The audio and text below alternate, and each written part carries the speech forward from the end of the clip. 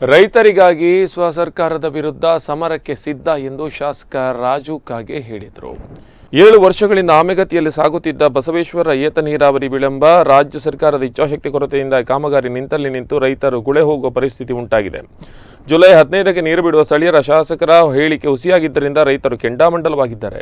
ಈಗ ಬಹುದಿನಗಳ ಬೇಡಿಕೆಗೆ ಪಟ್ಟು ಹಿಡಿದ ರೈತರು ಉಪವಾಸ ಸತ್ಯಾಗ್ರಹಕ್ಕೆ ಸಜ್ಜಾಗಿದ್ದಾರೆ. ನೀರಾವರಿ ಯೋಜನೆ ಕುರಿತು ಪ್ರತಿಕ್ರಿಯೆ ನೀಡಿದ ಶಾಸಕ ರಾಜು ಕಾಗೆ, ಬಸವೇಶ್ವರ ಏತ ನೀರಾವರಿ ಕುರಿತು ನಾನು ಸಿಎಂ ಜೊತೆ ಸಮಗ್ರ ಚರ್ಚೆ ಮಾಡಿದ್ದು, ಪೂರ್ಣ ಪ್ರಮಾಣದ ಕಾಮಗಾರಿಯಲ್ಲಿ ಸರ್ಕಾರದ ಲೋಪದೋಷಗಳಿಲ್ಲ.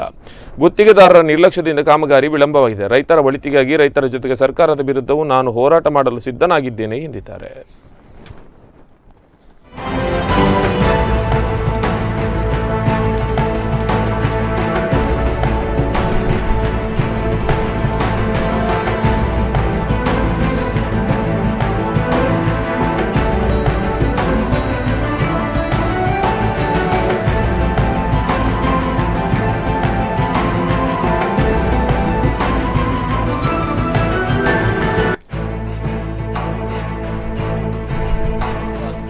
ನನ್ನ ಮನವರಿಕೆಯಾಗಿದೆ.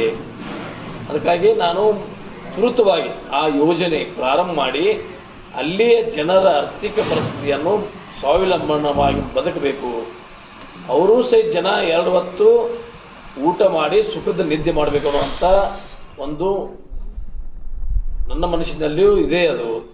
ಅದಕ್ಕಾಗಿ ಸರ್ಕಾರದ ಮೇಲೆ ಒತ್ತಡ ಹೇರಿ ಭಾಳ ನೀವೇನು ನಿರೀಕ್ಷೆ ಇಟ್ಟಿದ್ದೀರಿ, ಭಾಳ ಒಂದು ಅವಸರದಲ್ಲಿ ನಾವು ಅದನ್ನು ಮಾಡ್ತೀವಿ. ಸ್ವಲ್ಪ ತಾಂತ್ರಿಕ ಅಡೆತಡೆಗಳಿಂದ ಅದು ವಿಳಂಬ ಆಗ್ತಾ ಇದೆ. ನಾನು ಒಪ್ಕೋತಾ ಇದ್ದೀನಿ. ಮುಖ್ಯಮಂತ್ರಿಯವರು ಮತ್ತು ಉಪಮುಖ್ಯಮಂತ್ರಿಯವರು ಸಹಿತ ಅದನ್ನು ತ್ವರಿತವಾಗಿ ಮಾಡುವಂತ ಒಂದು ಇಚ್ಛೆಯನ್ನು ಹೊಂದಿದ್ದಾರೆ.